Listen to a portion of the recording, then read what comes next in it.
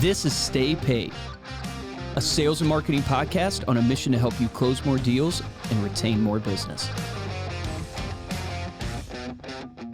Welcome to another Silver Dollar episode of Stay Paid. My name is Joshua Stike.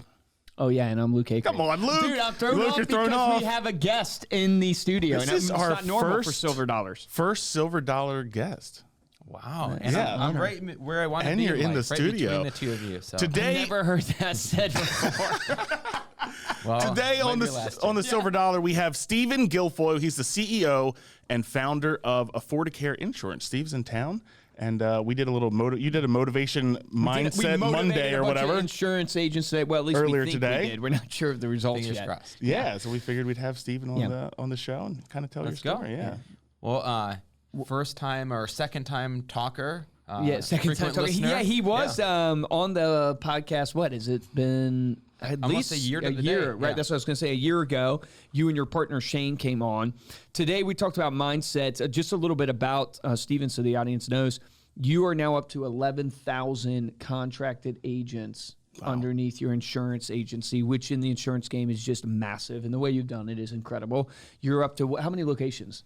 I got 58 locations. We're in all 50 states, and it's been an amazing ride with some of the best people I've ever worked with. It's ridiculous. The thing I love the most about, I think you are one of the best relationship builders in the game. I shared that in the Insurance Syndicate show that we did this morning because, like, you came into town for an Eagles game. You're a Packers fan. The Eagles stomped the Packers, so sorry about that. I appreciate you rubbing that in. Yeah. I've mentioned it probably 3 or 4 times to him today.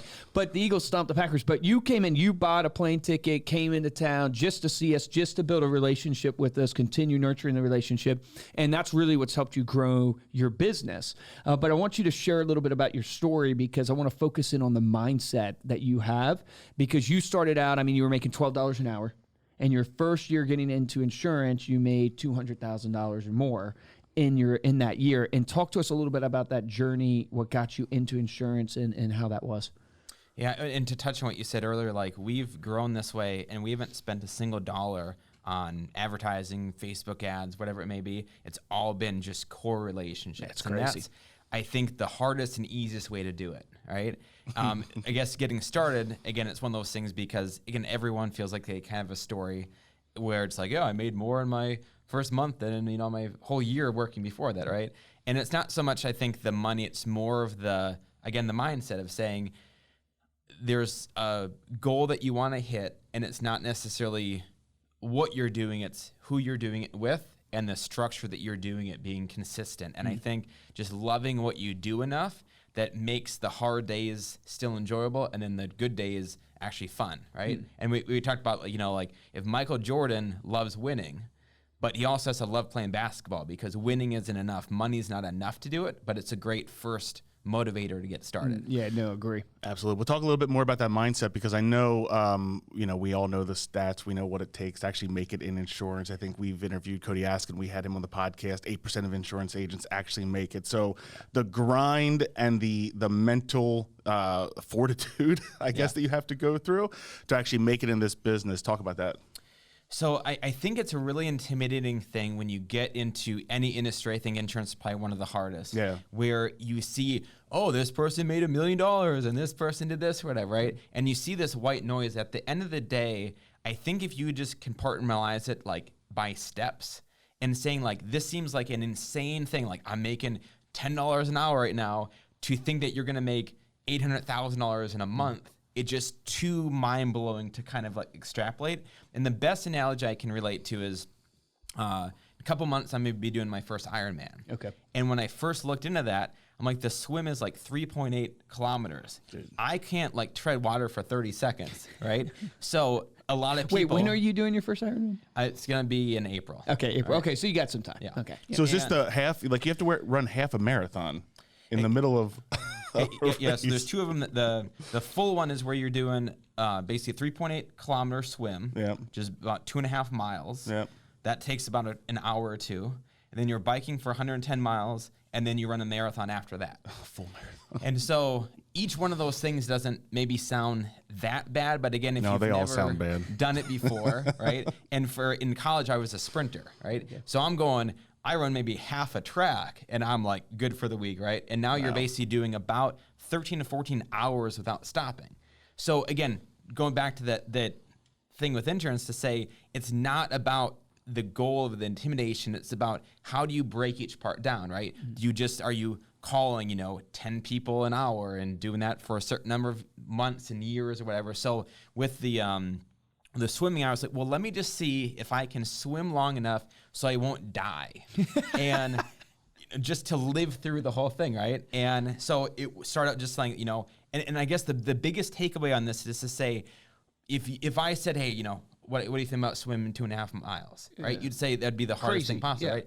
But we aren't allowed to say that to ourselves unless we've actually tried. So last time I swam, I was like 8 years old in like elementary school or whatever, right? Yeah. So I have no right to tell myself I'm a bad swimmer because I've never actually tried to do it in 2 decades. So when you actually do something and you work at it and you consistently get better every day and you look at what a lifetime is versus an intimidating goal up front, that I think is all the difference of what it makes. So it went to, can I swim water? Can I tread water? To at least not dying, right? Not touching the wall, going back and forth or whatever. And then when you get to that point, then you're like, oh, if I can do this, then I can do the next part. So it's about having successes enough that you believe in yourself long enough to really, truly, and again, your mind can do amazing things. It's just, and your body can too. Yeah. It's just about you having faith in yourself to do it. I love that thought process of you can't tell yourself you're bad at something if you've never tried it. Yeah. Like so often you're like right now you think of cold calling. So often, oh, I'm bad at cold calling. I'm bad at sales. So you never tried it. And the saying that Grant Cardone has that is so good is frequency creates greatness. So if you're frequent at something, you can't help but become great at it because that repetition builds the muscle over and over and over again. And, one of the things that we talked about this morning that I've learned in my journey is that building a business is a lot like a staircase. Where when this was explained to me, it really transformed the way I thought. Because a lot of times you look at failure and it influences you and it makes you discouraged. It makes you not as confident. It makes you less risk-taking. It makes you want to pull back. But if you think of business like a staircase where you elevate, but then you flatline. Then you elevate again, then you flatline. Then you elevate again, then you flatline. And if you think about it this way, everything in life, in order to actually win, you actually have to go through failure. So the road to success is paved with failure is the saying. It's if you look and imagine your business as, hey, I've elevated, but I've hit a flat line. That's normal. That's actually not that you're doing something bad. That's not that you're doing something wrong. It's literally that's normal that you flatlined. Now you have a new challenge to overcome. And guess what? When you overcome that challenge, when you face that failure, when you face that stagnation, you're going to elevate again. And guess what's going to happen? You're going to flatline again. Failure is the game of business. Yep. Like it literally is a game of failure. And the more and more you embrace that in your mind and realize, hey, this is the game. Frequency creates greatness. Failure is the road to success. The more and more you see it that way, the more and more it challenges the way you look at life and how you approach the day. Because I used to approach every decision with this huge weight on my shoulders of like, gotta be the right decision. Yeah, what right? if I don't make the right decision? And then you get paralyzed and then you never move. And what happens is you don't succeed. We're the best in the game. Man, they buy Twitter without even thinking about it. I'm just kidding. I had to throw Elon Musk in there because I've been following the saga, and it is unbelievable. That's been a lot of ups and downs. Oh, my gosh. It's been unbelievable. Okay, so talk about, you got into the business, you almost quit when you were door knocking. Share that story. So it all comes back to failure is free. So you have unlimited number of doors to knock. You have unlimited, it doesn't cost you money, right, to just take more action. So starting out first week, and again, it was one of those things, again, I didn't have permission to tell myself I wasn't good because I hadn't done it to develop the skill set so I could actually make that judgment about myself, right? And so a lot of people that get into insurance, they fail because they've never done anything like it. Hence, everything we've talked about thus far. And so starting out when I was knocking doors at the time, it was like 40 or 50 no's, and it was that last door on the last block that ended up being a yes for me. And I look back every week of my life realizing that what if I hadn't taken that one other action? What if I went home that week and then on Monday morning, what's my mindset like? Do I even go out? Do I stop doing what I'm doing? And that is, again, probably one of the scariest things I ever thought of. And I feel like a lot of people quit right before it gets the hardest. And I think you said it perfectly, Luke. Yeah, it's literally 99% of people give up right before success. Is like if you look at it, it's the story of the guy with the diamonds in his backyard. Diamonds, right? Yep. And you think about, like I shared today, Ed Milet has a phenomenal book called The Power of One More. I think it's been on the bestseller list for the past 6 months. But it's a phenomenal book about that concept of like just do one more. Just wake up and do one more door, because that one more door can actually change everything for you. Now, speaking of books, what is your feeling on like self-development and reading and getting into that? Because I know you have an interesting take on this. Yeah, it's not that it's bad. I've just, I guess, taken the time that I could have read books. And again, I do read books. I think it's a really good thing to do. But you don't read many. I just haven't, or just not very good at it. Yeah. I just feel that when you are actively just building and making yourself better, you can learn a lot through your own mistakes, right? And that's, I think, what a lot of books do, right? Is they teach you, here's the mistakes I've made, and here's a way to overcome that. Just like kind of like if you're a parent and you're teaching your kids, by the way, stove's hot, don't touch it. The kid's still gonna touch the stove, and it's like, oh, that actually is hot. So now I'm gonna learn not to do it. And you have to almost kind of fail yourself and feel that pain before you actually truly embrace it. So you can read a bunch of books, and I think it's part of that paralysis analysis where I can read every manual, every agent guide, but unless you actually do it, you're not going to actually have your own experience. And so I value the experience that you can self-teach more than maybe what other people are going to tell you to do. Put that. I appreciate you saying that, and I wanted you to bring it up again because like everything in life, we tend to always go in extremes, and we swing super far one way. I believe as a culture and in this world that we live in of self-development, it is really swung to like, you're not successful if you don't wake up early. You're not successful if you don't read 30 books a year. You're not successful. And the truth is, you're insanely successful, and you don't really enjoy reading the self-development books a ton. You would rather just learn by experience and get out there and do it. And I think that's super valuable because it truly is everything in moderation is the principle. You do need to take an ice bath every single morning. Yeah. If you don't do that, there's no hope for you at all. Yeah. You're a failure. But that is the point is, I think you can get into these almost like echo chambers where it's like you feel constantly like, oh, this is the road to success. And one of the things that we talked about on today's show on the Insurance Syndicate is that what most people don't understand is that it's the Tony Robbins saying, success leaves clues. You don't have to go reinvent the wheel. You don't have to create a wheel. You have to go out there and just watch what somebody's doing and try it yourself. And what you'll find is your own unique personality, your own unique experiences, everything that you've gone through will shape it into a slightly different wheel that will be your very own value prop. Where most people, they spend all their time thinking and reading these books and trying to figure out, okay, what's the magic value proposition that I'm going to create, instead of doing what you did, which is just, I'm going to get out there and knock on doors. I'm going to get out there and just take action. I'm going to get out there and fail. And in the end, all of a sudden, I've created my own value prop. And that's a huge miss, I think, for people out there, not only in the insurance industry, but almost every industry that we talk to. So tell us this, right, which I asked you today, which is if you were going to give advice to an entrepreneur, an insurance agent, even someone on your team, headed into 2023 and everything that we're doing, what's the advice that you would give them? I'd say the biggest thing I can think of now, looking back especially, is fill your own cup first. So if let's say you're building a team especially, right?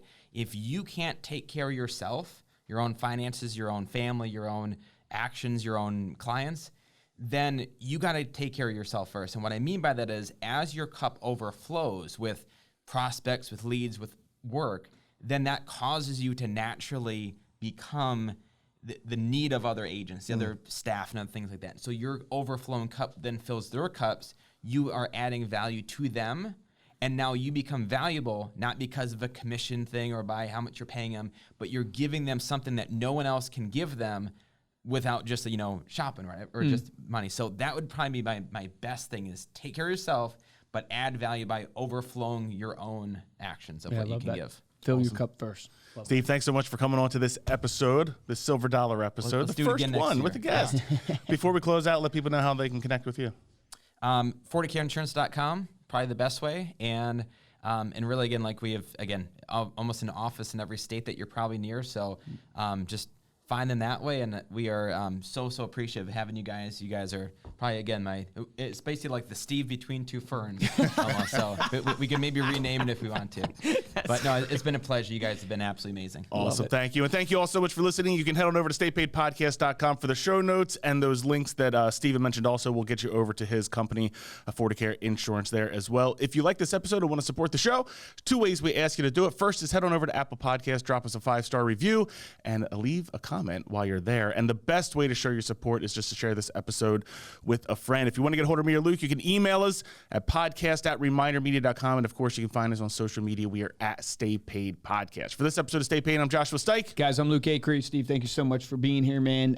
Really appreciate, obviously, our relationship and everything that you're bringing to the table for us, but not only that, to even our audience. And the action item I want to give to everybody is I think what Steve gave you advice-wise is exactly what you should do. You can't help others if you're not in a good place, right? Because out of your cup will overflow so you can actually give to others. So how are you investing in yourself? This episode was talking about mindset and how Steve has grown his own business to massive heights. You know, how are you feeding your body, mind, and spirit? And if you don't have a cup that's overflowing, I guarantee you it's because you are not feeding that body, mind, and spirit every single day. So this is a gut check for you right now. Think about your cup. Is it overflowing? Are you able to give away? Are you in a good place? And if you're not, go research, hey, well, how am I feeding my body, mind, and spirit so I can have a cup that's overflowing? Remember, the difference between top producers and mediocre producers in every single business is top producers take action. Take action on that today.